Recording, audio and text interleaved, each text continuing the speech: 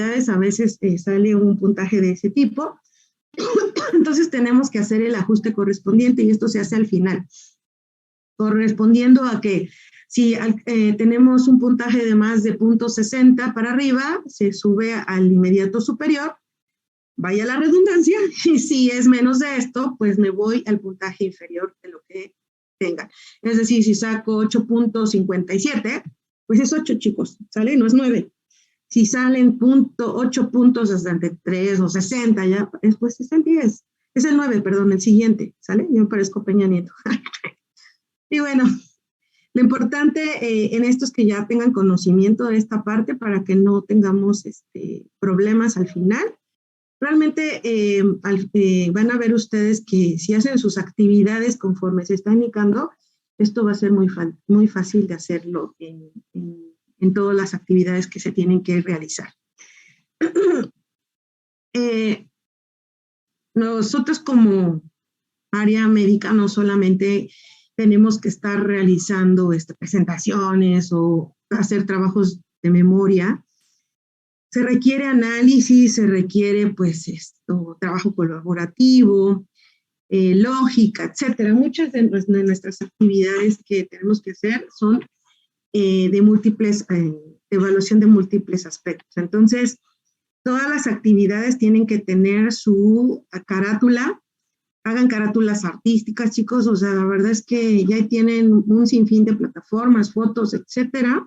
Ustedes pueden enriquecer su presentación, pero siempre deben de integrar los logos institucionales, sí o sí, deben de estar colocados en sus trabajos junto con sus datos generales, es decir, nombre, número de cuenta, número de lista, fecha de entrega. En caso de que sea ya, por ejemplo, el portafolio digital, vamos a colocar un índice conforme a las actividades que vamos a integrar y lógicamente un índice requiere una numeración, ¿verdad? Entonces, tengo un quizzes de actividad de artritis y lo hice a la mitad del curso y está en la página 30, pues le tengo que poner la paginación que corresponde. ¿Estamos, chicos? No nada más es el índice y listo. Eso sería una lista de actividades, ¿estamos? Para que quede claro. Y un portafolio digital o un portafolio físico, no sabemos cómo va a quedar todo esto al final, pero sí digital lo quiero porque, repito, es una medida de resguardo de las actividades que ustedes trabajaron. Y al final del día les sirve a ustedes y por mi parte como el trabajo que se estuvo creando y realizando de manera colaborativa durante nuestro curso. La característica que tiene un portafolio digital es que en cada actividad, tú como alumno, escuchen bien, tú como alumno vas a calificar tu actividad, vas a decir, bueno, a ver, esta tarea la veo útil, es un cuadro comparativo de X enfermedad, bueno, pues lo veo útil y pues la verdad es que sí me sirvió, me aclaró dudas, o saben que ese cuadro comparativo en lo personal no lo veo aplicativo para esta actividad, hubiera sido, yo sugiero, no sé, en la medida de lo posible, un cuadro sinóptico. Claro que todo eso se acepta, chicos, eso no es evaluable, pues, pero sí es una manera de análisis y de reflexión de lo que estamos haciendo. Y ser honestos, a ver, pues esta actividad me fue muy difícil, pero pues hice una investigación extensa, me quedo muy satisfecho y por lo que pues yo me coloco 10, ¿no? Porque pues hice todo mi esfuerzo. Todas las actividades tienen una rúbrica para que ustedes revisen qué es lo que van a hacer. Entonces, si tú realizaste esto en apego a lo que se te está solicitando, pues lógicamente creo que alcanzan la madurez para decir, tengo un 9, tengo un 10, o no, pues sí tengo un 7, ¿no? La verdad es que lo hice muy rápido. Cosas así, y por eso ahí dice las sugerencias. El otro punto, como les decía, es no todas las actividades tienen el mismo peso. Son 5 rubros que vamos a considerar en este proyecto que están ustedes a punto de iniciar y que, bueno, pues requieren de su esfuerzo en el contexto de, bueno, pues sí o sí, una manera de medir sigue siendo el examen y modo, pues se considera un examen final. Ese examen vale el 30%, como ustedes notan, y pues se hacen preguntas tocante al caso, es un caso prototipo y de ahí, bueno, pues se hacen preguntas desde el punto de vista general de lo que vimos o al tratamiento, etcétera, ¿no? O te pregunto cuál es el diagnóstico. Son exámenes de opción múltiple, o sea, realmente también estén tranquilos por esa parte, porque la verdad es que sí es un poco complejo elaborar exámenes abiertos y estar evaluando X número de exámenes. También por el lado de nuestro análisis de tener una calificación pronta, no es muy práctico, pero bueno, pues ahí se los paso al costo. El portafolio que les digo vale el 20%, tienen que hacer participación. El cold calling es el que yo estoy exponiendo y de pronto tengo aquí mi lista, yo ya se supone que ya pasé lista, ya sé quiénes están. Y lo llamo, no contesta, bueno, pues es falta. No importa que hayan estado en el inicio de la clase. ¿Estamos de acuerdo? Obviamente todos tenemos que hacer las actividades lúdicas que requeramos hacer en ese momento. Y bueno, pues a ver, vamos a apoyarnos a hacer un análisis de caso, lo que sea, a lo mejor mencionan a un representante, etcétera. Eso es la participación. La exposición es el 10% y lógicamente pues el peso en general pues son las tareas, entonces sí es importante que las trabajen. Ya vieron por lo de la rúbrica y eso vale pues el 30%. ¿Alguna duda, chicos? Déjenme tomar agua.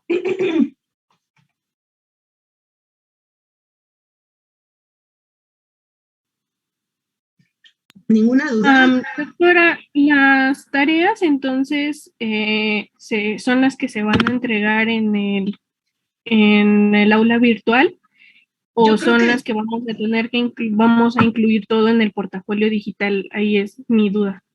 No, de todos modos las tengo que ir revisando. Entonces, sí, yo normalmente lo que hago es pongo una fecha máximo de entrega, o sea, tampoco es así, mañana me lo entregas. Ya lo voy a diseñar para tenerlo ahí con una apertura considerable. Y sí o sí, por alguna situación o aclaración que estén ahí para que yo los esté evaluando. La medida de lo posible les voy a estar retroalimentando, porque tampoco es bonito que me digas, dame tus tareas y al final yo te evalúo y no hubo esa retroalimentación, ¿vale? Ok, gracias, doctora. ¿Alguna otra duda? No, de nada. Sí, doctora. En cuanto al portafolio, por ejemplo, haremos nuestro portafolio, digamos, en Drive y posteriormente, ya cuando estén concluidas las actividades, ¿se lo compartiríamos o se va a llevar a cabo en la plataforma? No, sí lo compartimos. Ahí hay que comprimirlo, transformarlo en PDF para que quede pues factible de subirlo. Algunos de tus compañeros, esta actividad no la hice en el semestre pasado, sino hace 2 semestres, o cuando les quedó así como muy pesado, lo partieron así como en tomo 1 y tomo 2. Esa es otra opción que se puede hacer, pero sí lo dejamos en PDF para que esté ya el resguardo. Voy ahorita a buscarlo, a ver si me da oportunidad y se los comparto un ejemplo de cómo fue realizado un portafolio, ¿sale? Sí, gracias. Ahora me voy rápidamente a la parte, bueno, donde están, esto ya está, en donde están, fíjense, las rúbricas. No todas las tareas son trabajos individuales, algunos son trabajos en equipo, justo como las exposiciones. Entonces, vean bien las rúbricas de apego para que ustedes lo vean. Aquí ya les puse un ejemplo en la rúbrica de trabajos individuales. Si ustedes ven en todo, les estoy pidiendo, pues, hasta dándoles un peso para que lo tomen en cuenta, el contexto de la carátula y lo que debe de contener, su presentación y creatividad. Obviamente la comprensión del tema, la sintaxis que van a hacer y cuidar lo que están o cómo lo están redactando, ¿sale, chicos? Este sería de la parte del portafolio digital. Aquí pues obviamente igual lo de la presentación, qué debe de hacerse, el orden, porque a veces sí nos han, bueno, ahí va tu portafolio, ¿no? Y colocan los temas en desorden. Entonces eso también, de cuidar ese detalle. Ya tienen un calendario, pues apéguense a eso. Yo les digo, mi sugerencia es que lo vayan armando para que al final ya nada más hagan los detalles que les estoy pidiendo. Es una carátula artística y su reflexión final del aprendizaje. Entonces eso sería como lo más rápidos y ustedes lo van guardando. Los trabajos grupales, chicos, yo no puedo sojuzgar si efectivamente el producto de presentación es culpa de una persona o es de todos, ¿no? A veces, y digo, todos hemos estado, incluyéndome del otro lado, como alumnos, y no todos siempre participan. La verdad es que sería un mundo ideal que todos estuvieran en la misma línea y en el mismo interés, a pesar de que es una carrera que a ustedes les haya o no costado, es de mucha pelea, ¿cómo decir?, de solicitud. Y la verdad es que el hecho de que tengan algunos pases automáticos, creo que no valoran esa parte. Y pues es cuestión de aguante y de llevarla, ¿no? Y pues yo es lo que he percibido. Es muy triste ver esa parte, pero pues bueno, siguen y pues no los puedes correr, ¿verdad? Entonces, yo creo que en la medida de lo posible, ustedes sean también maduros y pues si alguien no trabajó, pues no trabajó y es cero. Si ustedes, bueno, alguien trabajó y lo hizo con las patas, pues es 8 o 7, ustedes me dirán, y es lo que se les va a poner siempre y cuando el equipo haya sacado, no, pues 10, ¿no? Ah, bueno, pero el equipo sacó 10 en general del producto de su trabajo, pero Lupita Rodríguez no trabajó y se merece un 8. Ah, bueno, pues del 8 sobre el 10, ¿no? Pero si ese equipo sacó 7 por culpa de Lupita Rodríguez, bueno, pues es restarle su relación de 3 de lo que le tocaría si fuera un 8, ¿no? O sea, no le va a dar 8 y a los otros 7, ¿no? Pues qué bonito, ¿no? Es conforme a la relación, a la proporción que le correspondería. ¿Sale, chicos? Ahí les aviso. Algo importante, obviamente, en esta parte es ser objetivos. Entonces, bueno, pones 8, pero ¿por qué me lo estás colocando? O sea, en la medida de lo posible. A ver, no, bueno, pues es que no colaboró, no fue, no nos apoyó, o sí, saben que hicimos un buen trabajo, todos participaron, no hubo ningún inconveniente. Chicos, es una como carta compromiso de parte de ustedes de que efectivamente pues hay comunicación y trabajo, porque al final no es porque nos pusieron eso, si es que fulanita no lo hizo, yo lo hice. Mi vida, yo no lo sé, no vivo contigo, no sé cómo trabajaron. Y si ustedes no hablan, ustedes sabrán, son parte o copartícipes de que su compañero o compañera siga flojeando. Así les digo esto. Entonces, es importante que lo tomen en cuenta, ¿sale, chicos? 2, por ese motivo también, a mí no me gusta hacer los equipos. Ustedes los hacen en la medida de lo posible, de acuerdo pues a los intereses o a lo que se pueda realizar en armonía de que medio conoces a tu compañero, pero no siempre se puede trabajar al 100, ¿eh? Y bueno, mi lista de asistencia, aquí ya está. Lo único que me falta integrar, chicos, es la hojita en donde ustedes van a, como una tarjeta, donde ustedes van a ir a la rotación y que la doctora les firme que efectivamente estuvieron en dicha rotación, ¿sale? Si por alguna situación, voy a retirarlo, si por alguna situación ustedes no pueden asistir o algo, les pido a favor que me avisen y pues su comprobante, ¿no? Estado de salud, etcétera, que les hayan pedido estar en la presentación o en la clase o en su rotación, ¿sale, chicos? ¿Dudas? No, doctora. Ok. Vamos a ya iniciar. De todos modos, les digo, si hay alguna duda conforme van... Ah, sí, algo más. En las presentaciones, les pido de favor si ponen también su índice, ¿no? Yo ya les coloqué bueno, fulanito le toca etiología, la definición, etiología y aspectos epidemiológicos. Háganlo en su presentación, así su carátula, y luego hagan su índice. No, fulanito va a exponer esto y esto, y cuando van a armar su portafolio, tienen que incluir su presentación completa, no nada más la parte que les tocó.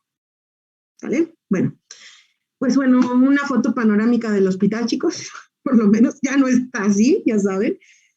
Este edificio ya está pintado de verde y pues es una vista panorámica y aquí está pues el edificio del Hospital de Especialidades.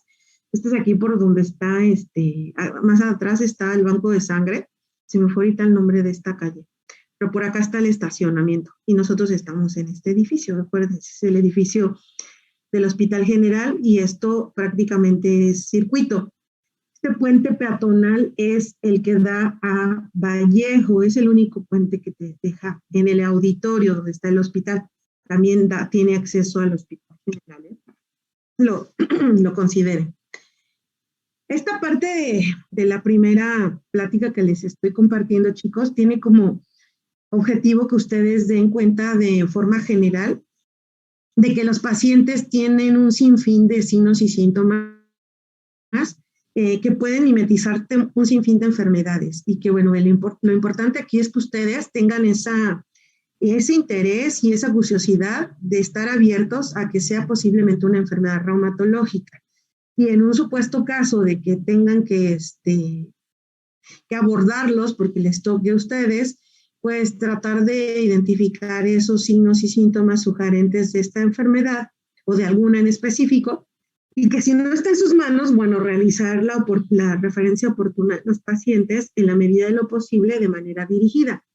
Es una enfermedad, o bueno, son enfermedades que la verdad es que todavía tenemos la información muy abigarrada. Gran parte de la casuística epidemiológica se basa en los referentes de población americana y europea, y no se tiene una información real en relación a América Latina de cuál es la incidencia, prevalencia de todos estos padecimientos en forma general.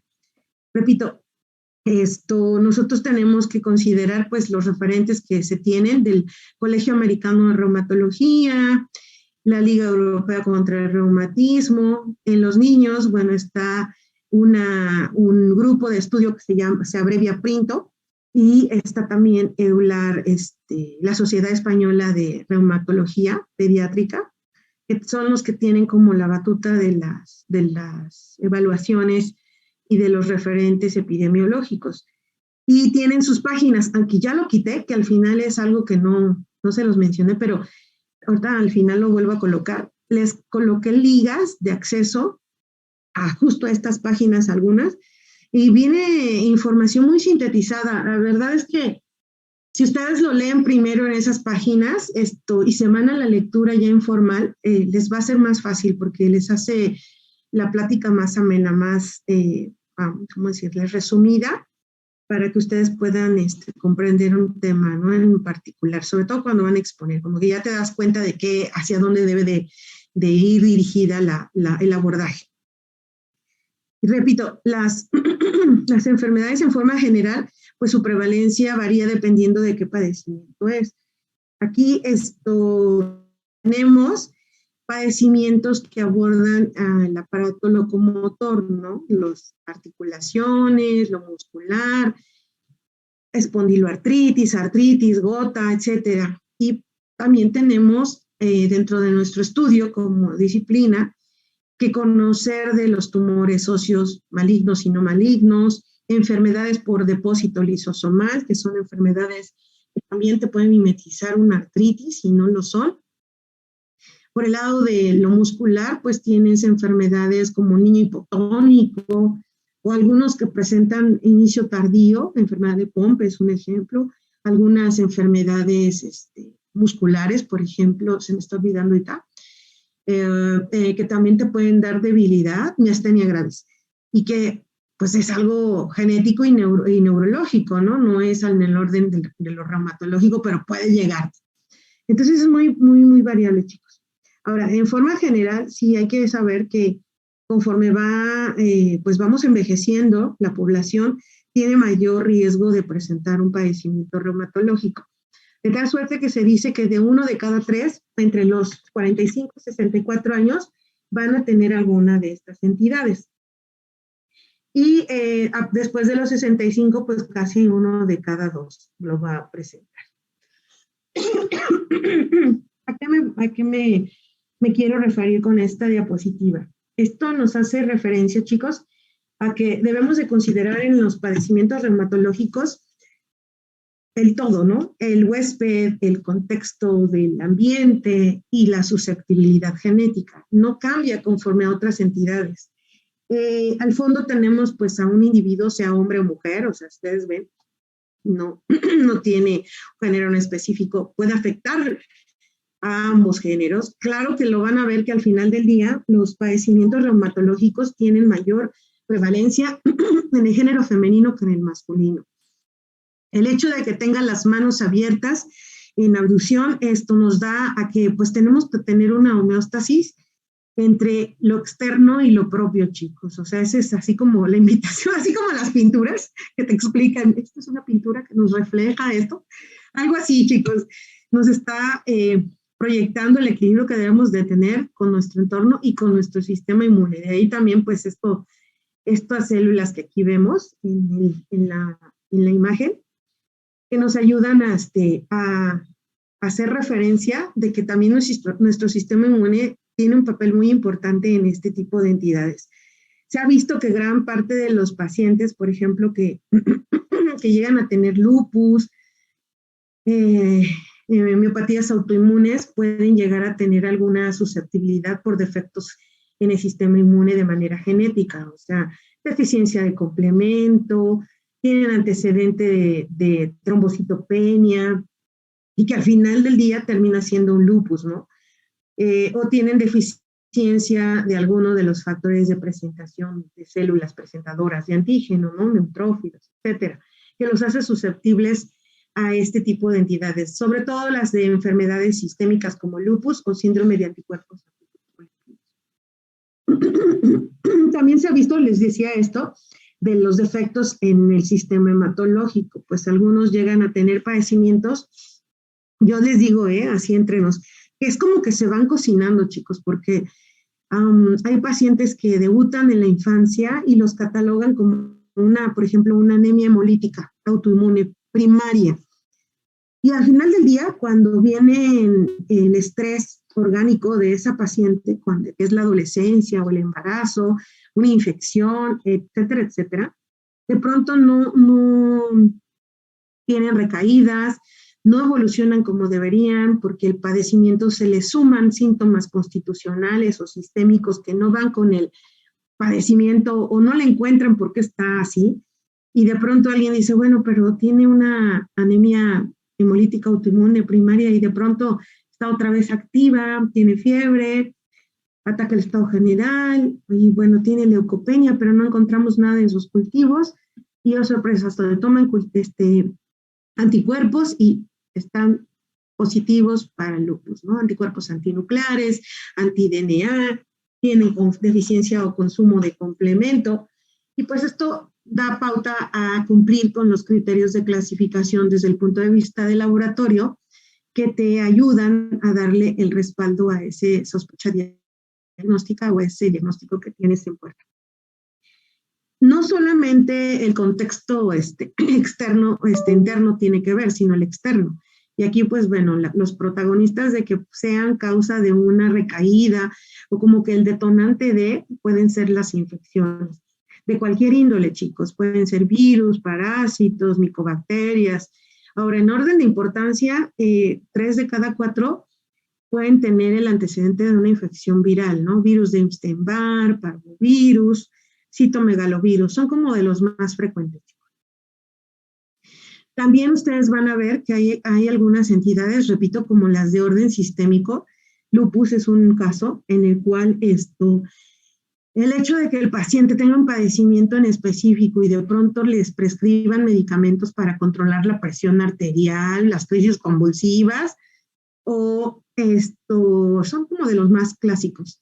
De pronto hacen un cuadro de lupus light, ¿no? Y tú de pronto pues tienes que identificar que este medicamento, algunos de ellos ya están identificados como que pueden dar este tipo de entidades, pues retirarlo y obviamente el paciente vigilarlo porque no a todos los que tomen este tipo de medicinas les va a pasar un lupus light, ¿no? O algo por el estilo. Entonces habrá que estudiarlo, referirlo y ver a qué más puede estar susceptible este paciente. Retomando esto de los antecedentes previos patológicos, algunos pacientes pues ya tienen un síndrome nefrótico en tratamiento o antecedente de púrpura vascular, antecedente de una, ¿cómo se llama? Déjenme recordar, pueden llegar a tener antecedente de alguna artritis que según esto no se especificó, o algunas otras entidades que nos hablan de que pueden conllevar a que el paciente al final del día se trate de un lupus, ¿no? O sea, lesiones cutáneas porque pueden mimetizar una dermatitis atópica y es un lupus discoide, algo por el estilo. Se ha visto que desde el contexto externo del medio ambiente, chicos, pues aparte los pacientes, cuando se exponen al sol hay daño al DNA, la información genética, y esto los hace como susceptibles de que detonen también la enfermedad. Entonces, por eso es que también dicen que los rayos ultravioleta juegan un papel importante en esto, que al final del día tiene como la susceptibilidad genética que tiene cada paciente. Eso es lo más importante. O sea, no todos los que nos vamos a ir al sol a exponernos, a solearnos, nos va a dar alguna enfermedad de este tipo. Pero si yo ya tengo mi carga genética para alguna enfermedad autoinmune, pues bueno, puedo ser susceptible de, ¿no? Entonces hay que considerarlo muy bien y detalladamente, por eso en la historia clínica. Al final del día, ustedes van a revisar que en algunos padecimientos que vamos a ver, no se tiene una etiología directa, ¿no? Así como, bueno, es que le dio una infección y todos los que tienen antecedente de infección de virus de Epstein-Barr van a tener artritis. O todos los que tienen anemia hemolítica van a ser lupus o un síndrome de anticuerpos antifosfolípidos. No, o sea, la gran parte de las enfermedades reumatológicas tienen una etiología multifactorial y a veces, bueno, pues no llegas a identificarla, ¿no? Y queda como desconocida, ¿no? No hay antecedentes aparentes en la familia, era previamente sano, o bueno, dígame alguien de ustedes si sabe cuál es el valor que tienen ustedes de niveles de complemento. Alguien me puede decir, yo tengo deficiencia de complemento de C3 o C4. No, generalmente cuando ya llegan por una enfermedad es como te das cuenta, ¿no? Tiene hipocomplementemia. Y cumple con los criterios porque tiene anticuerpos antinucleares, anti-DNA positivos, ataca al estado general, y cumple criterios para un lupus hematológico, supongamos, porque hay anemia hemolítica y trombocitopenia. Y le doy tratamiento y mejoran los parámetros de la biometría hemática, pero el complemento nunca mejora. Pues aquí lo único que llega al final del día es que deduzco que ese paciente probablemente tenga hipocomplementemia congénita, pero no lo sabes porque no te lo toma, ¿no? ¿Quién se toma un laboratorio de rutina? ¿O quién se hace un estudio genético de ver cuáles son las enfermedades a las cuales estoy susceptible de presentar? No tenemos ese nivel ni esa educación, ¿no? Como para conocer este tipo de situaciones y al final del día, les repito, pues termina siendo desconocida las causas con las cuales llegó este paciente a presentar una enfermedad reumatológica. Le voy a dar a toda esta diapositiva. Es un algoritmo muy, pero muy básico, en el cual, bueno, considerando que yo piense que un paciente puede tener una enfermedad de este tipo, tengo que basarme en sí realmente, chicos, en las claves diagnósticas que hay de los criterios para diagnóstico de una entidad. Si ustedes ven, en los padecimientos reumatológicos todavía se usa esto de criterios de sospecha y de certeza, ¿no? Porque muchas enfermedades pueden mimetizar la sintomatología que presentan estos pacientes y gran parte de ellos, pues, llegan al diagnóstico de una manera de exclusión por la baja prevalencia que hay de estas enfermedades y lo abigarrado de las manifestaciones. Algo importante, como les dije al principio, es que es más frecuente que afecte a mujeres que a hombres, entonces este puede ser un punto de partida para decir, bueno, lupus eritematoso sistémico pues le pega más a mujeres que a hombres. Y mi paciente es mujer, pues voy a tomarlo como un punto, una palomita a favor de que puede ser, ¿no? La edad, pues no voy a pensar en lupus eritematoso sistémico en un neonato, ¿verdad? Obviamente. También no voy a pensar en una vasculitis primaria como Kawasaki en un adolescente o un adulto, o sea, no. Entonces, algunas claves en relación al corte de edad también te pueden favorecer a tener un acercamiento al diagnóstico. Y justo, pues, apegarse a los criterios o claves diagnósticas que te dan a tener una mayor certeza en eso, ¿vale? Y en la medida de lo posible, pues, buscas si tienen esto... si tiene que ver con los estigmas clínicos que presentan los pacientes, ¿sale? Y los laboratorios, chicos, bueno, pues estos van a ser complemento de lo que tenemos. En la medida de lo posible tienen que ser dirigidos, es decir, pedir anticuerpos antinucleares, anti-DNA, complemento. No pedir todos los anticuerpos y a ver cuáles salen positivos para ver el acercamiento diagnóstico. Y bueno, con lo que ya tengo de la clínica, más los estudios que yo ya debo dirigir y pedir y están positivos, pues darle certeza a mi sospecha diagnóstica para una enfermedad autoinmune sistémica, como es lupus, SAF, etcétera.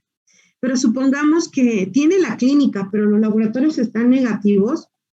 La literatura te dice que en la medida de lo posible, si las condiciones del paciente te lo permiten, repítelos, ¿no? Esto es como que muy a grosso modo decir en un mes, pero bueno, pues si el paciente requiere algunos padecimientos como síndrome de anticuerpos antifosfolípidos, ya hay lineamientos en los que te dicen, toma tus pruebas.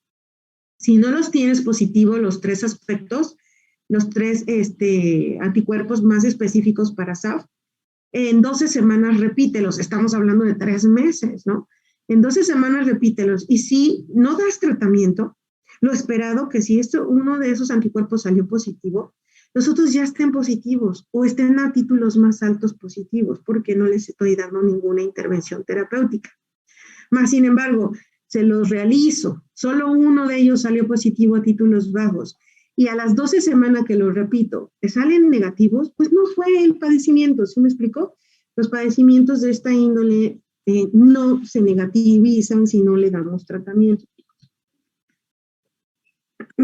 Entonces, como en todas las entidades que ustedes han estado abordando de las diferentes disciplinas del área médica, todo se obtiene a través del interrogatorio. El hacer una buena semiología, chicos, en relación al dato pivote o al dato clínico que voy a abordar, signo o síntoma, preguntando el tiempo de evolución, va a ser muy útil. O sea, si un paciente me mandas por dolor articular, llámese artralgia, yo tengo que saber si esto es de hace una semana, hace un mes o días, ¿no? Si el paciente me dice, es que empecé hace una semana, o sea, la verdad es que va a ser muy poco probable que yo piense de entrada en una artritis reumatoide, en una espondiloartritis. Tal vez sea cierto, ¿no? Tal vez termine siéndolo, pero el tiempo es muy importante en este tipo de padecimientos que se vuelven crónico-degenerativos.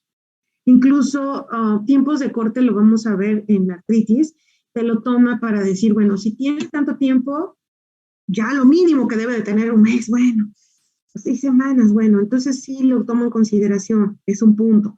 Pero tiene menos de eso, pues 0, porque es muy poco probable, búscale otras partes, otras cosas. Estado de salud previo. Decíamos de las diferentes entidades que pueden considerarse como el preámbulo de esta enfermedad, o algunas comorbilidades que pueden ser detonantes de, por ejemplo, diabetes, hipertensión, puede ser el detonante de un síndrome metabólico para que hagan una artritis gotosa, ¿no?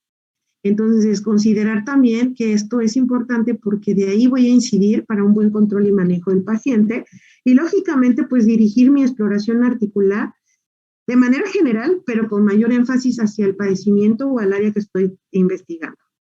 Afortunadamente hay signos y síntomas que nos pueden ayudar a que de entrada, o sea, como dicen, ya, el paciente llegó y tú dices, no, pues sí, este paciente tiene una esclerosis sistémica, ¿no? Porque ya tiene facies, tiene datos que lo gritan. Posturas, como lo vemos aquí, que nosotros pues vamos a corroborar, posturas antiálgicas, facies específica que dices, bueno, pues sí, tiene criterios para una enfermedad de Kawasaki, tiene odinofagia, la lengua en fresa, etcétera, y ya nos está comentando que sí, efectivamente, el paciente puede llegar a tener un padecimiento reumatológico de acuerdo a los datos clínicos.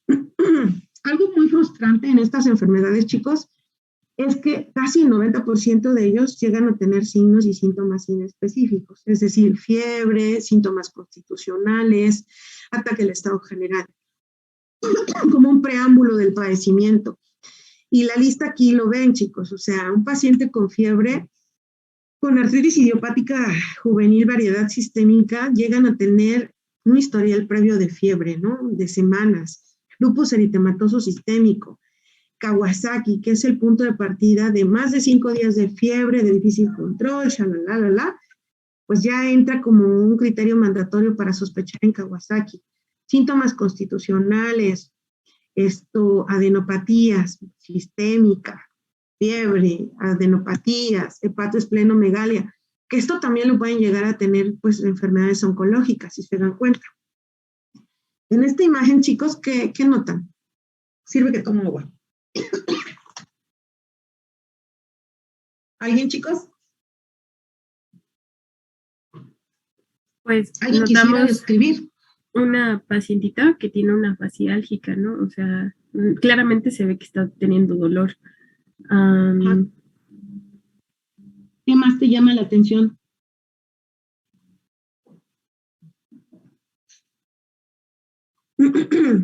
Las lesiones que tiene también en la comisura labial izquierda y y también en la barbillita. ¿La cual, perdón? En la barbilla. La barbilla, o sea, ok, fíjense, tiene edema de labios. Y sí, justo él tiene una lesión cicatrizal o en fase de costra en la comisura labial. ¿Qué más notan?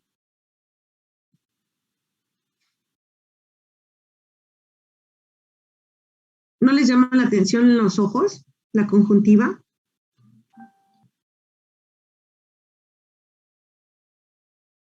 Sí, está hiperémica, ¿no? Pero está con ojos Hiperemia llorosos. conjuntival y lateral, ¿no?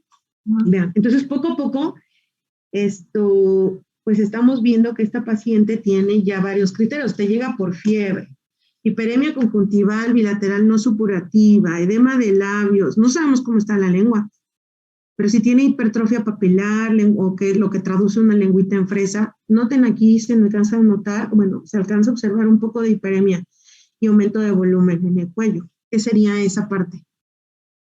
¿Qué te puede dar aumento de volumen en el cuello? Una adenopatía. Exacto, exacto. Entonces, ya con esto, ¿qué pensarían ustedes? ¿Alguien tendría alguna sospecha, chicos? Un Kawasaki. Exacto. Entonces, ya con eso ya tienes muchos datos, ¿no? O sea, como para decir, pues sí, probablemente sí es Kawasaki. Y sí, justo aquí lo malo es ver cómo está el contexto o el escenario clínico. No todos los pacientes o los papás en un momento dado, porque los pediátricos es más difícil. Te van a lo mejor a identificar todos los datos en el orden cronológico que debería presentarse.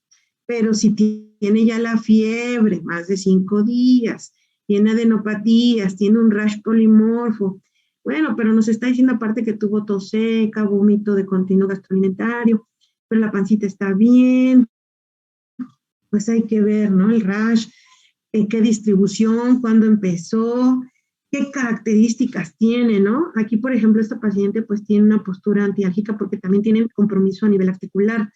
Bueno, pues cumple con criterios tanto clínicos y ver cómo se comporta el laboratorio, pues ya emites el diagnóstico de sospecha, ¿no, chicos? Pero esto obviamente, les digo, es con el enfoque de pensar que pudiera ser un padecimiento así, porque de entrada a lo mejor alguien que no está familiarizado y no tiene, pues, ese pensamiento reumatológico dice, es una enfermedad exantemática, ¿no? Ah, tuvo tos y vómito, es una faringitis y punto, ¿no? Entonces se van o se sesga la información para llegar al diagnóstico. Algo importante, chicos, a menos que no sea un padecimiento articular, es poco probable que los pacientes en forma general tengan un compromiso musculoesquelético. Estoy hablando de lupus, síndrome de anticuerpos lípidos, una miopatía autoinmune, enfermedades por atezonamiento. O sea, no van a tener todos artralgias o artritis, porque a veces piensan, reumatología son reumas y ya, ¿no? Les duelen los huesos y las articulaciones. Pues eso es un pensamiento muy cuadrado, no es así. Pero los padecimientos propios que son artritis reumatoide, artritis idiopática juvenil, espondiloartritis, claro que deben de tener sintomatología y afectación clínica articular, de lo contrario pues no lo es. Pueden llegarte y decirte, es que me duelen las articulaciones, y tú les preguntas, señáleme con el dedo qué sitio es el que le está doliendo, cuál es el sitio que dice usted que le molesta, y te señalan toda la extremidad, y a ver señora, ¿está segura usted que le duele todo el brazo? toda la extremidad inferior. No le dices toda la extremidad inferior, ¿verdad? Le dices toda la pierna y hasta el pie. Sí. A ver, eso ya no es artritis. ¿Qué es una artritis? Para empezar, ¿qué es una articulación? La unión de dos huesos. Dos o más huesos, exactamente, Lupita. Entonces, desde ahí, ¿no? O sea, no me está señalando una articulación, o sea, que me estén señalando, puede tener dolor óseo, puede tener mialgias, puede tener afectación a ligamentos y tendones o alguna otra estructura y no necesariamente ser articular el dolor. Entonces es importante partir desde ahí. Tiempo de evolución. Son agudas, son crónicas, ya haríamos la semiología correspondiente, ¿no? Es una articulación, pues es monoarticular, menos de 4 son oligoarticular, más de esto son poliarticular, grandes, pequeñas articulaciones, dependiendo de las articulaciones que nos señalen. Y de esto, pues bueno, vamos a tener que hacer toda la semiología, hacia dónde le irradia el dolor, cuánto tiempo dura esa molestia, es todo el día, es después de hacer actividades, amanece con el dolor, cómo es esta situación, porque de ahí nosotros vamos a poder diferenciar los padecimientos que afectan el tejido musculoesquelético. La debilidad es simétrica, es asimétrica, es ascendente, qué grupos musculares está afectando, la escala de valoración que vamos a hacer o aplicar para hacer la evaluación. Todo eso nos tiene que ayudar a ir discerniendo qué tipo de padecimiento, si es de nuestra índole o no lo es, ¿vale? Entonces, aquí algunas imágenes, chicos, en donde ustedes ya pueden enriquecer su sospecha diagnóstica. Por ejemplo, ya lo voy a ir directo para que lo vean.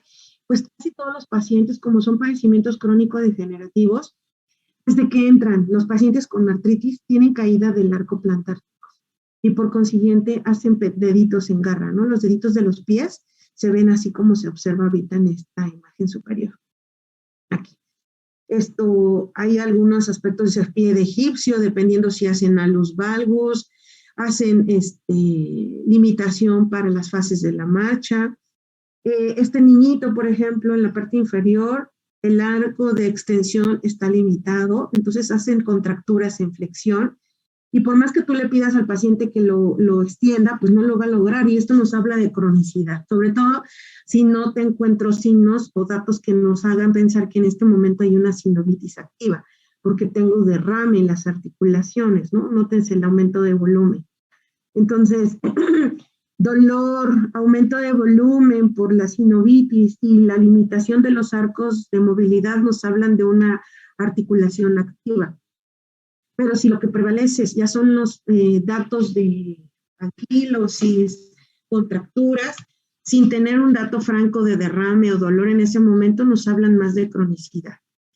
Obviamente estos pacientes, cuando ya han avanzado y superado esas fases de padecimiento agudo, pues hacen hipotrofia tisular de las estructuras periarticulares. Vean, los músculos se ven hipotróficos, pueden tener debilidad, pero es secundario a.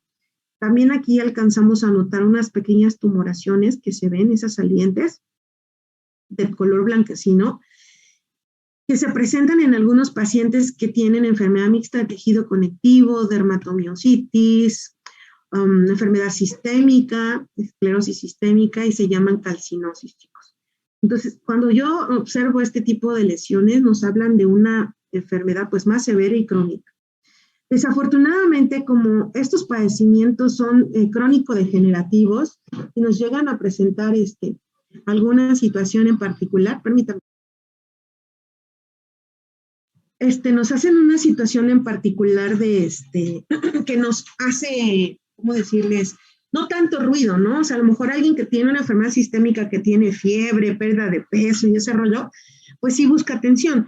Pero algunos pacientes, depende del umbral del dolor, no buscan atención y pues van pasándola y llegan a otras disciplinas que se presentan porque tienen complicaciones o porque tienen una manifestación extraarticular. Este es el caso de vaya la redundancia, de este escenario clínico. Es un paciente que llega a la consulta externa de oftalmología, vean, género femenino, que les digo, hay que considerar mucho el género de presentación, es de 5 años. Y bueno, pues el paciente llegó referido porque tenía pérdida de la agudeza visual de manera progresiva y no se había identificado cuál era la causa. Al hacer pues el interrogatorio ya dirigido en su historia clínica, identificaron que el paciente refería dolor articular, ya tenía antecedentes de que había artritis de ambas rodillas, tenía historial de fiebre intermitente, había pérdida ponderal, no ganaba peso fácilmente, y pues esta rigidez que observaron y artritis no se relacionaba con algún evento traumático que considerara por qué el paciente estaba presentando esa expresión. Veanlos. Ustedes noten el aumento de volumen, la hipotrofia tisular es bilateral. Vean, al extenderse en decúbito dorsal el paciente no logra una extensión completa. Con esto, bueno, pues ya tiene artritis, historia de dolor articular, más de 7 semanas de evolución sin antecedente traumático y llega por uveitis, fue lo que diagnosticó el oftalmólogo. Entonces se completó que, bueno, pues el paciente cumplía criterios para una artritis idiopática juvenil. Artritis idiopática juvenil es como decir, ¿cómo decirte? Pues sí, una enfermedad genérica, pero no me estás diciendo qué subtipo de artritis tiene. No es lo mismo que sea una oligoarticular que una sistémica. Entonces, bueno, ya de entrada, el hecho que lo identifiquen como una artritis es importante. Y aquí vamos a ver que en este tipo de enfermedades reumatológicas, hasta un 30% los pacientes llegan a tener compromiso. No solamente aquellos que tienen enfermedad sistémica, sino también aquellos que llegan a tener enfermedad articular. Vean, síndrome de Sjögren, pues tienen ojo seco. O sea, indudablemente va a haber compromiso articular, ¿no? Ocular. Artritis idiopática juvenil, variedad oligoarticular, son del grupo que tiene más afectación ocular como uveitis, ¿no?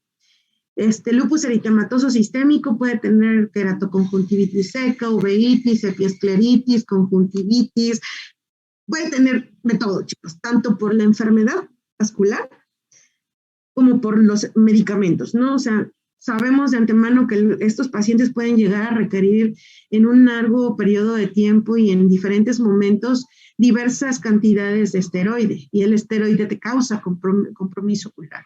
Pueden llegar a requerir antimaláricos, hidroxicloroquina, cloroquina, que también te puede afectar los conos. ¿En qué repercute esto? Pues la discriminación del color.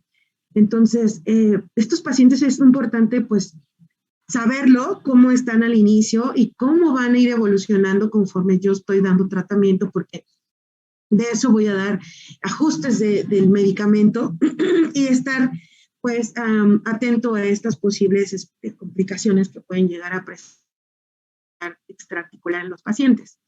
Ahora bien, al respiratorio. Pues también, chicos, o sea, un paciente te puede llegar por tos y odinofagia y ser una enfermedad muscular, una miopatía autoinmune, un lupus eritematoso sistémico con una neumonitis, ¿no? Tienen serositis, derrames pleurales, tienen esclerosis sistémica, tienen neumopatías intersticiales. Los niños con Kawasaki pueden justo también tener sintomatología respiratoria y al final del día no identificas un agente causal, ¿no? Dificultad respiratoria per se al compromiso pulmonar por esta serositis. Pueden tener alguna afectación pulmonar, pueden tener alguna afectación renal y entonces hacen derrames pleurales, ¿no, chicos? Y bueno, esto condiciona pues la dificultad secundaria de estos pacientes. Hipertensión pulmonar en algunas vasculitis como las vasculitis de Behçet, hemorragias alveolares, etcétera. Aquí, por ejemplo, este paciente que llega al servicio de urgencias, previamente sano, con dolor torácico, dificultad respiratoria y hemoptisis. Pues bueno, el problema ahorita que nos ha causado mucha distracción es que, bueno, antes como que no tenías alguna dificultad para empezar, pero a sospechar en este tipo de entidades. Pero bueno, tienes dolor torácico, dificultad respiratoria y con esta saturación, pues no pienses en una neumonía, mejor pienses en COVID, ¿no? Pero bueno, tendríamos que considerar las vasculitis primarias también te pueden dar hemorragias pulmonares y mimetizar cuadros de neumonía, ¿no? Y bueno, la única manera de discernir que no se trata de una neumonía de focos múltiples, sino que es una hemorragia alveolar pura, pues es a través de una tomografía axial computarizada, ¿no? Con ventana para pulmón, en donde pues las unidades Hallfield te van a indicar que se trata de una hemorragia. Y vean, pues esto no lo voy a sacar yo directamente como reumatólogo, el médico radiólogo me va a hacer ese análisis de que, bueno, lo que estoy observando es una hemorragia alveolar que está afectando X o Z regiones pulmonares, ¿no? Aquí, bueno, pues aprovechando en el contexto cardiovascular, es el esquema ilustra la secuencia de daño que se instaura en un paciente que desarrolla aneurismas. ¿Quiénes desarrollan aneurismas? Pues enfermedad de Kawasaki es un ejemplo, algunas displasias, arteritis de Takayasu, etcétera, que bueno, pues van a hacer alteraciones en la luz de este vaso. Y bueno, pues aquí ya les estoy mencionando, no solamente lupus, pero si ustedes notan, son de las enfermedades más frecuentes que llegan a tener derrame pericárdico, valvulopatías, puede tener fiebre reumática, lupus eritematoso sistémico, pueden hacer valvulopatías también. A nivel renal, chicos, algo que asombroso es que, híjole, el riñón es de los órganos más comprometidos que hay que estar monitorizando en los pacientes porque 3 de cada 4 llegan a presentar un compromiso. Si no es al principio, es durante o inclusive como recaída de la enfermedad. Entonces, hay que estar atentos a datos de retención hídrica, edema, dificultad respiratoria, monitorizar su presión arterial, si hay hematuria, proteinuria, etcétera. Entonces, esto, si ustedes notan, el sinónimo común, pues es lupus eritematoso sistémico. Algo importante, como les digo, es que algunos pacientes inician así, y el hecho de que presenten un compromiso a un órgano de la economía muy importante, como es el riñón, sistema nervioso central o periférico, corazón, bueno, pues son factores de mal pronóstico. No es lo mismo un lupus cutáneo que una nefritis lúpica, ¿no? Entonces, obviamente el pronóstico es malo, esto va a depender de la edad, comorbilidades y pues en nuestro contexto el apoyo multidisciplinario y el apoyo que tienen en red de apoyo familiar, etcétera. Entonces son muchas cosas, chicos. Aquí, por ejemplo, un adolescente masculino de 14 años llega por un cuadro clínico de 6 meses de evolución, con historia de pérdida de peso, fiebre de difícil control en la última semana, que se había vuelto continuo, notaron palidez progresiva de tegumentos, edema bipalpebral, dificultad respiratoria y limitación para la actividad física por esta dificultad respiratoria. Algo importante, bueno, pues noten desde los signos vitales ya les están dando datos de alarma a considerar en estos pacientes. Vean, tensión arterial en el brazo izquierdo con hipertensión, que sí en pediatría se grafica y vemos en qué percentil cae esa presión arterial. Arriba de 90, el percentil 90 es hipertensión aquí en China, entonces lo importante sería aquí corroborarlo en el brazo derecho y estar monitorizando esa presión arterial. Se corrobora la palidez de tegumentos, que hay retención hídrica, taquicardia reactiva, disminución del murmullo vesicular y la alteración clínica de evolución rápida con el contexto de que tiene una alteración en el sedimento urinario, pues sí nos hizo pensar en una enfermedad sistémica de este tipo.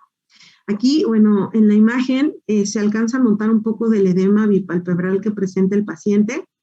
Tal vez por la toma de la foto no se ve la repercusión de la palidez como se va a ver en la siguiente imagen, pero sí se ve que tiene lesiones vasculares en los labios y en esta foto sí se nota más, ¿no? La palidez de tegumentos, esas lesiones vasculíticas.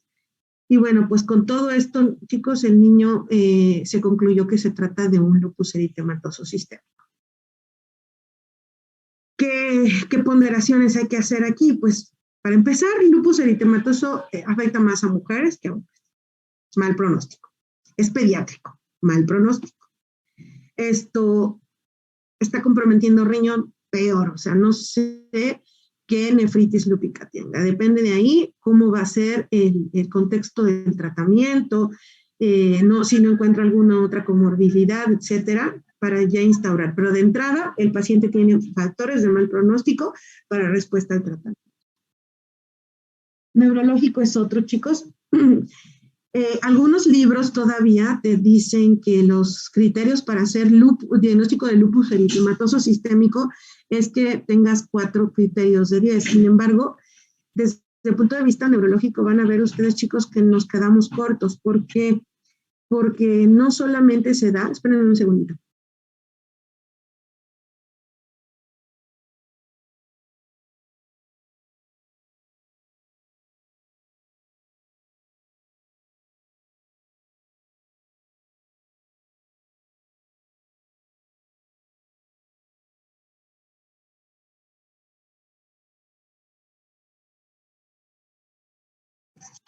Así está bien, Rafita. Entonces, chicos, el problema es que ahora lupus eritematoso sistémico no se queda resumido al aspecto neurológico con presentar crisis convulsivas. Antes ustedes veían los criterios para el diagnóstico de lupus, de acuerdo al Colegio Americano de Reumatología, era que tuvieras crisis convulsivas en ausencia de un desequilibrio hidroelectrolítico, metabólico u orgánico. Aquí crisis convulsivas te las puede dar también un síndrome de anticuerpos antifosfolípidos.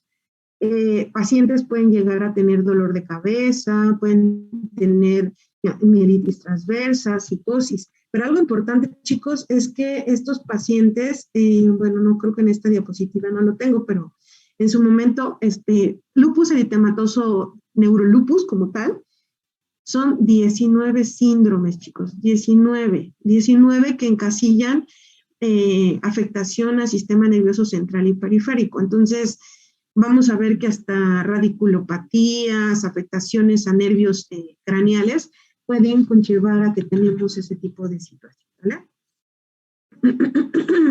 Entonces, pues bueno, estamos en... Entonces hay que tener mucho en cuenta estas situaciones y estar abiertos o atentos a que no todo nada más es ¿cómo se dice? Afectación neurológica simple, sino que puede ser una enfermedad autoinmune primaria o secundaria, porque también existe, por ejemplo, la encefalitis autoinmune primaria, chicos. Entonces, son enfermedades, como ustedes ven al final del día, que se dan por diagnóstico de exclusión. Entonces, no es de entrada así como que crisis convulsivas, con fiebre, ataques de estado general, leucopenia, anticuerpos antinucleares positivos. Es lupus neurológico. A ver, no, espérame. Ya tomaste en cuenta, si le hicieron el punción lumbar, le hicieron anticuerpos anti-NMDA, anticuerpos para algún otro receptor, GABA. No, sí, no. Bueno, sí, están negativos y tiene algún otro aspecto hematológico, ¿no? Sí persiste con leucopenia, linfopenia, y tiene anti-DNA de doble cadena positivo. Pues sí, eso es un lupus con una expresión neurológica. Pero si por el contrario tiene anticuerpos antinucleares positivos, no tiene leucopenia ni linfopenia, sí debutó con crisis convulsivas y al momento de hacer la punción se descarta una encefalitis, o sea, el desarrollo de algún germen en particular, y hacen determinación de anticuerpos anti-NMDA, anti-GABA y salen positivos, es una encefalitis autoinmune primaria, chicos. Entonces, eso es un padecimiento neurológico, de índole inmunológico, pero no es de la competencia de reumatología, ¿sale? Ok, piel, chicos. ¿Hasta aquí alguna pregunta? No, doctora, ninguna. Ok. En piel y anexos, chicos, tenemos una variedad de síntomas y datos. Son datos, ¿cómo se llama? Tróficos, vasculares, úlceras digitales, fenómeno de Raynaud, etcétera, que nos pueden conllevar a tener alguna enfermedad de ese tipo.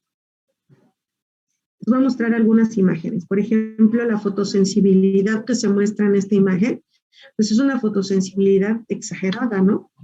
Vean, las dichosas lesiones en ala de mariposa que respetan el pliego nasogeniano y las lesiones vasculíticas. Úlceras digitales, puede ser un SAF, una esclerosis sistémica. Vean aquí, chicos, fenómeno de Raynaud en una fase pálida. un síndrome vasculítico. Yo no puedo saber si es una púrpura vascular, si es una púrpura trombocitopénica, si es un síndrome de anticuerpos antifosfolípido o es un síndrome vasculítico por un proceso infeccioso.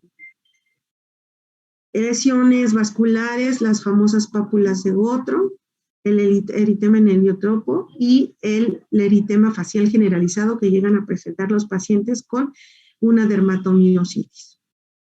Este paciente está presentando una lesión lineal hipocrómica con hipotrofia de la extremidad que le limita la movilidad, el arco de flexión y extensión, y es una esclerodermia lineal localizada, una cicatriz de una úlcera digital. Esta es una imagen tomada del libro en donde podemos observar descamación en grandes colgajos de los pies del paciente, que nos traduce en una enfermedad de Kawasaki en fase convaleciente, y finalmente unas lesiones vasculíticas que se observan en una capilaroscopía.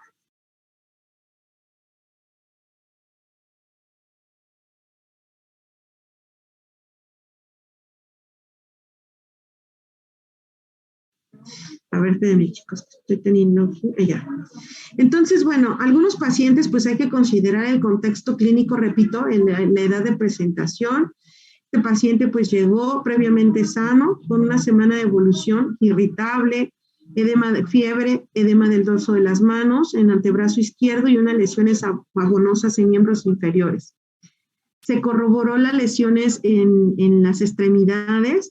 Se le observó edema de tobillos, la faringe sin alteraciones, abdomen sin tampoco visceromegalias. Y bueno, como se vieron algunas lesiones, se hicieron una exploración completa y el recto se encontró con tono del esfínter normal y se hizo una exploración digital sin ninguna alteración de sangrado fresco. Pues se concluyó que fuera una púrpura vascular, pero hay entidades, chicos, por la edad de presentación.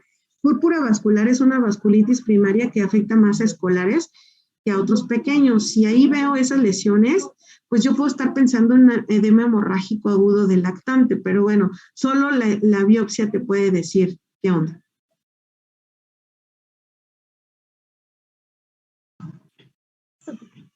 Entonces, al final del día, las lesiones histopatológicas pueden decirte si el paciente es una púrpura, no, mira. Ahorita que llegue lo imprimo rápido y ya. Entonces, ahí eso es un diagnóstico como diferencial, ¿no? Las vasculitis, pues bueno, ya en su momento lo vamos a platicar, pero por ejemplo, esta es una vasculitis de vasos pequeños que afecta no solamente piel, sino también articulaciones, el abdomen, y el factor pronóstico te lo da el compromiso renal. Llegamos a la parte final y aquí lo importante es nosotros, pues, como médicos de primer contacto, identificar cuáles pueden ser los criterios de alarma o de alerta para que yo lo refiera. O sea, una púrpura vascular en un niño que se apega a los datos clínicos porque es escolar, no tiene alteraciones en el sedimento urinario, el patrón de distribución de las lesiones cumple con las características, es decir, está, por ejemplo, de la cintura hacia abajo y no tiene otras, ¿no, verdad? Ya, ok, bien. Entonces, bueno, pues si ese niño no tiene ninguna comorbilidad y pues vemos que el familiar acata las indicaciones, puede que el seguimiento se dé en casa, pero si por alguna situación es una mujer adolescente con ese mismo patrón de presentación de las lesiones, pero encuentro que tiene hematuria o proteinuria, pues ya no lo voy a dejar un tratamiento o una vigilancia ambulatoria. Ese paciente tendría que ser hospitalizado para hacer una extensión más de su estudio, porque puede ser que ese síndrome vasculítico sea el preámbulo de una enfermedad sistémica. Así es que yo tengo que referir a todo paciente que tenga sospecha de una enfermedad articular, pero que no pueda yo catalogar cuál es el subtipo o cuál es la enfermedad con la que está concluyendo. Si tiene sospecha de enfermedad multisistémica, enfermedad rápidamente progresiva, así como dijimos, ese niño de pronto en la última semana, fiebre, ataque al estado general y en el sedimento urinario encuentro hematuria y proteinuria, pues puede ser una glomerulonefritis rápidamente progresiva que si no la identificamos, pues puede perder el riñón, ¿no? Independientemente de la enfermedad en la que se vaya a concluir. comentábamos hace rato de los síntomas musculoesqueléticos no explicados. Hacer semiología del dolor articular es muy importante, chicos. ¿Por qué? Tengo que saber en qué momento se presenta, si se presenta con las actividades, me habla más de un dolor de tipo mecánico. Pero si el paciente amanece con el dolor, se requiere pues estar haciendo al contrario, movilidad de la articulación para que mejore la sintomatología, lo más seguro es que sea un dolor de tipo inflamatorio. Pero a lo mejor el dolor de pronto viene abrupto, es ardoroso, unilateral, a lo mejor es una radiculopatía, ¿no? Entonces, todos estos datos son muy importantes considerar para orientarnos así. Efectivamente, se trata de una artritis, se trata de una neuropatía o se trata de una artrosis, por ejemplo, o algo mecánico, ¿no? Entonces, es muy importante esa parte que tienen ustedes que hacer énfasis para el interrogatorio. Sí, al principio yo les dije, ¿no? Hay pacientes que ya tienen identificada una enfermedad primaria, una anemia hemolítica autoinmune, una trombocitopenia inmune primaria, un síndrome nefrótico, pero que de pronto no se comporta como lo esperado, pues hay que ampliar el protocolo, ¿no? Tomar anticuerpos, estudios de imagen, ultrasonido, etcétera. Eso lo va a dictar la clínica y obviamente, pues en manos expertas van a orientar qué tipo de estudio hay que pedir. Y generalmente estos pacientes pues terminan siendo una enfermedad sistémica como el lupus, un síndrome de anticuerpos antifosfolípido, una esclerosis sistémica, que son como de las que se tardan mucho en darte bien qué es, ¿no? O sea, a lo mejor primero tuviste esa enfermedad en la infancia y de pronto ya, les repito, hay un detonante estresante y el paciente finalmente es un lupus, ¿no? Y es muy importante que lo consideren porque hemos tenido muchos pacientes hematológicos que lo ven como una trombocitopenia inmune primaria y de pronto ya tienen danazol, imprednisona, tienen azatioprina y no mejora el conteo plaquetario. Y de pronto ya hasta que el momento llega que pues ya no solamente es el conteo plaquetario, sino que también tiene leucopenia y linfopenia y dicen, tiene visitopenia, ¿no? ¿Será por el medicamento? Le quitan la azatioprina, o sea, casos de la vida real, chicos. Le quitan la azatioprina porque esta también te puede inducir leucopenia, ¿no? Y dicen, no, pues no mejora. Bueno, un aspirado de médula ósea, no tiene afectación que nos traduzca el aspirado, que es una afectación celular por toxicidad medicamentosa, ¿no? Entonces, bueno, sí, ahora sí vamos a hacerle anticuerpos. Y anticuerpos antinucleares positivos, anti-DNA positivo, y bueno, es un lupus, ¿no? Hematológico. Pero pues así pasa, chicos, o sea, no son enfermedades rápidas. Esto también, pues si yo tengo un paciente que no, pues si yo soy, ¿cómo se llama? Muy bien, cucho, diríamos, muy bien preparado, o bueno, tuve la oportunidad de rotar en hospitales en donde se están viendo estas enfermedades y cumple criterios y yo encuentro que se trata de un Kawasaki, una vasculitis primaria, un lupus, pues mejor refiérelo, o sea, no eres el especialista, a lo mejor va a requerir algunos medicamentos importantes, pues mejor refiérelo y que le den el tratamiento que corresponde, porque estos pacientes, gran parte de ellos requieren una coordinación multidisciplinar. ¿Estamos? ¿Alguna pregunta, chicos? ¿Nada? No, doctora. No, doctora. Ok, voy a compartirles la presentación para que también la tengan. Entonces, yo creo que sí haríamos esa parte de la aulita virtual de esta, ¿no les parece? Y lo que sí es lo que les voy a estar mandando para que hagan el PubMed en la semana. Y mañana pues nos vemos temprano. ¿Qué les parece? Sí está bien esa hora, porque sí nos veríamos en virtual, chicos. A las 7 o a las 8. ¿Cómo les parece a ustedes?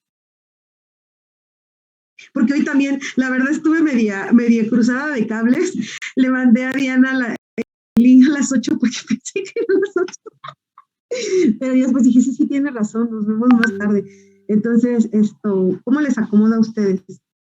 Ya les tendría preparado lo de el ejemplo del portafolio digital y la hojita ya para que la impriman y la tengamos para explicarles con detalle lo de la rotación que van a tener. Me avisan, ¿no? Se ponen de acuerdo con Diana. Revisen. Es Daniela, doctora. ¿Mande? Es Daniela. Bueno, con Daniela. Tiene cara de Diana, ¿no es cierto? No. No es cierto, Daniela. Se ponen de acuerdo y me avisas, porfa, ¿sí? Sí, yo ahorita lo comento con el grupo y a más tardar en unos 20 minutos le aviso.